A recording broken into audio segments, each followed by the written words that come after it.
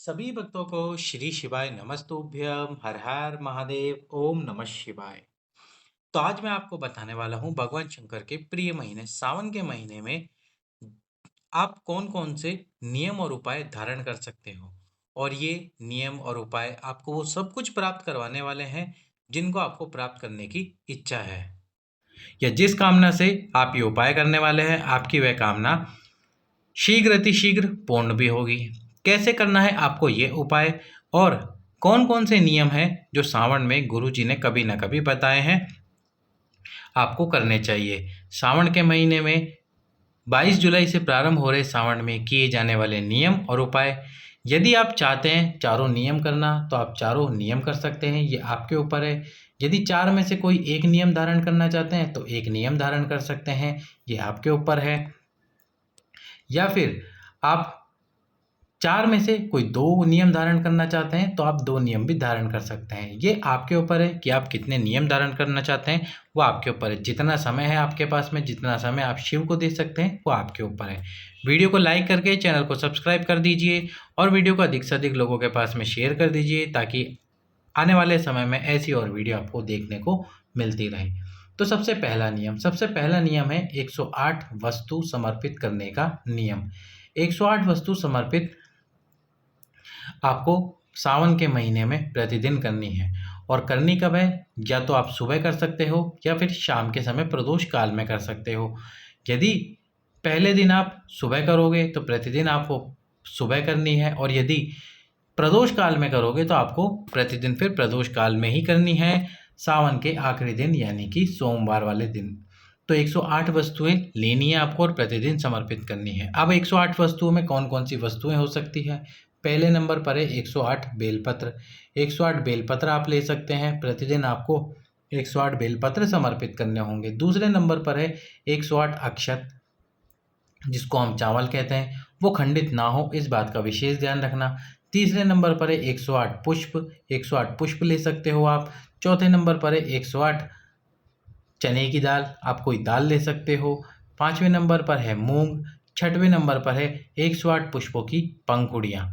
तो जो भी आप लेना चाहें वो आप अपने हिसाब से ले सकते हैं। यदि आप 108 बेलपत्र लेंगे तो 108 बेलपत्र में जो 108वें नंबर का बेलपत्र हो उस पर चंदन लगाकर शिव को समर्पित करें, आपकी कामना बोलते हुए, अपने मन की बात बोलते हुए। यदि आप 108 अक्षत लेंगे तो अक्षत में भी आपको 108वें अक्षत पर ही चंदन लगाकर समर्पित करना है। और यदि समय है आपके पास में तो आप 108 के 108 बेलपत्र पर चंदन लगा सकते हैं, या फिर 108 अक्षत पर भी चंदन लगा सकते हैं। कोई भी 108 वस्तु आप समर्पित कर रहे हो, या फिर 108 पीपल के पत्ते ही क्यों ना समर्पित कर रहे हो, आपको 108वें नंबर की वस्तु पर चंदन लगाकर समर्पित करना है। क्योंकि जब कभी हम भगवान शंकर को 9 से अधिक वस्तुएं समर्पित करते हैं, जैसे कि 9 बेलपत्र से अधिक, जिसमें 11 हो गए, 21 हो गए, 31 हो गए, 51 हो गए या 108 हो गए, तो 108वें नंबर की जो वस्तु है या जो आखिरी नंबर की वस्तु है उस पर हम चंदन लगाकर समर्पित करते हैं। ऐसा क्यों? ऐसा इसलिए क्योंकि जो पूजा या जो अर्चना और जो कामना हम कर रहे हैं भगवान शंकर उसको शीघ्र अतिशीघ्र पूर्ण कर दे। तो इस प्रकार से आपको 108 वस्तु का नियम धारण करना है। एक जानकारी और मैं यहाँ पे देना चाहूँगा आपको, पर उससे पहले आपने वीडियो लाइक नहीं करा है तो लाइक करके चैनल सब्सक्राइब करके वीडियो शेयर कर देना। यदि आपके पास में 108 बेलपत्र नहीं है और आपका मन है कि मुझे 108 बेलपत्र का नियम धारण करना है, और 108 बेलपत्र है नहीं आपके पास में, तो आप एक बेलपत्र समर्पित करके 108 बेलपत्र का फल प्राप्त कर सकते हो। कैसे करना है आपको? जो बेलपत्र है तो आपकी अनामिका उंगली यानी कि रिंग फिंगर और जो आपका अंगूठा है उन दोनों से आपको इस बेलपत्र को पकड़ना है, जहाँ पे तीनों बेलपत्र का मिलन होता है। वहाँ से पकड़कर शिव जी के सम्मुख में खड़े होकर सबसे पहले तो आपको श्री शिवाय नमस्तुभ्यम बोलना है। इसके बाद में यदि आपकी कामना संतान की है तो तुम्रुकेश्वर महादेव का नाम लेना है। यदि आप रोग मुक्ति चाहते हो तो कुंदकेश्वर का नाम लेना है। यदि और कोई समस्या है तो हाटकेश्वर का नाम लेना है। और यदि कोई ऐसी विषम परिस्थिति में फंस चुके हो तो पातालेश्वर महादेव का नाम लेना है। किसी भी एक महादेव का नाम लेकर बेलपत्र शिवलिंग पे समर्पित करें। कहा जाता है कि यदि आप बेलपत्र तीनों बीज बीज की तीनों पत्तियों जो स्थान होता है वहाँ से पकड़कर यदि बेलपत्र शिवलिंग पे समर्पित करते हो तो आपको 108 बेलपत्र समर्पित करने का फल प्राप्त होता है।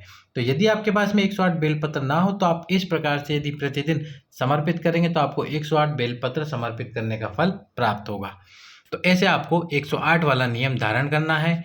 दूसरा जो नियम है वो है 2 कलश जल वाला नियम। सावन के महीने में 2 कलश जल भगवान शंकर को समर्पित करो। सावन के महीने में 2 कलश जल अपने घर से ही आपको ये 2 कलश जल लेकर जाने हैं और 2 कलश एक साथ लेकर जाने, अपने घर से जल भरकर लेकर जाना है और शिव जी के मंदिर में जाकर दोनों कलश से एक साथ भगवान शंकर के शिवलिंग पे जल समर्पित करना है, एक दार बनाते हुए। आपकी मनोकामना और आपकी कामना बोलते हुए आपको ये नियम धारण करना है।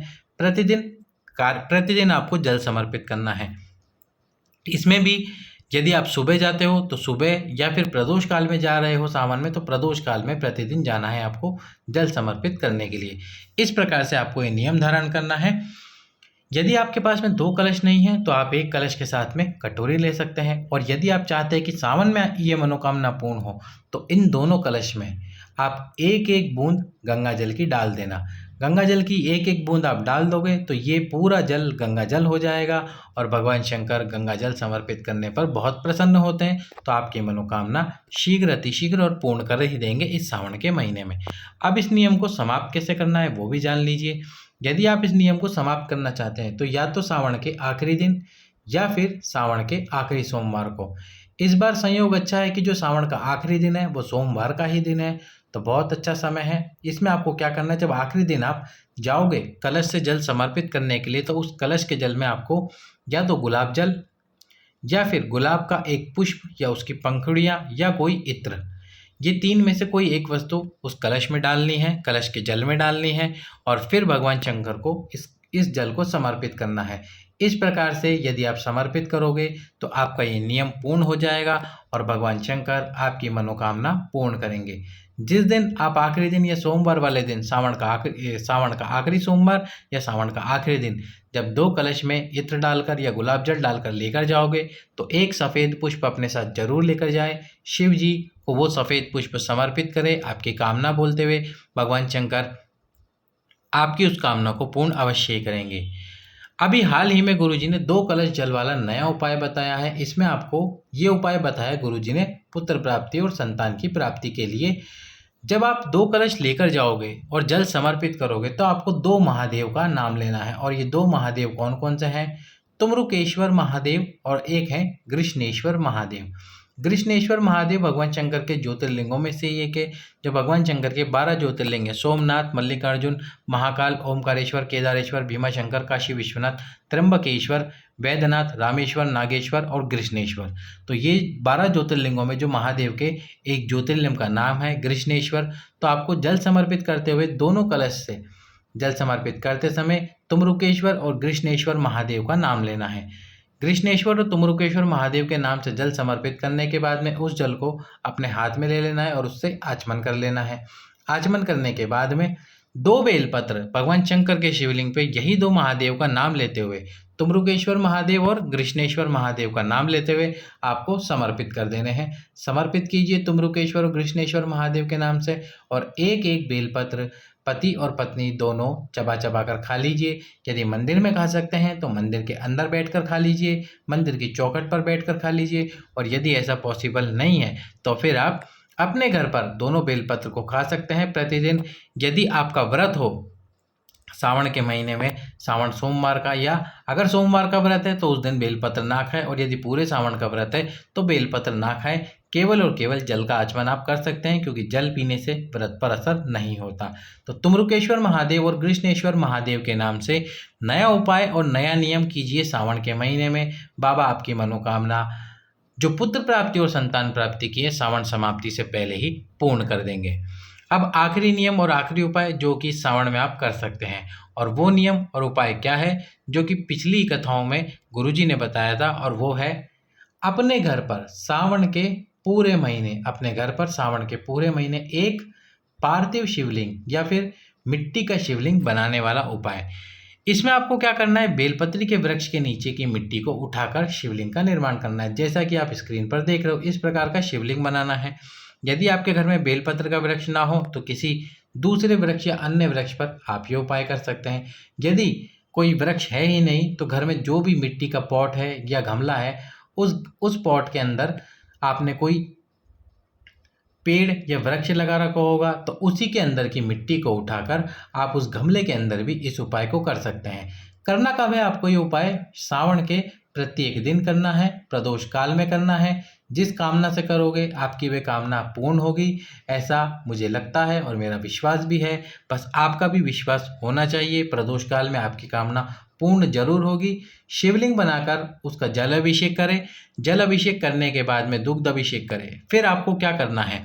दुग्ध अभिषेक करें। दुग्ध अभिषेक करने के बाद में भगवान शंकर के शिवलिंग पे बेलपत्र समर्पित करें। बेलपत्र के साथ सफ़ेद पुष्प समर्पित करें, दुर्वा समर्पित करें, कनेर का पुष्प समर्पित करें। सभी वस्तुएं समर्पित करके दीप प्रज्वलित कर दीजिए। दीप प्रज्वलित करने के बाद में आपको जब 15 मिनट हो जाए आपकी पूजा को, तो इसके बाद में आपको जल डालकर, जब दीपक ठंडा हो चुका है तो जल डालकर इस शिवलिंग का विसर्जन कर देना है।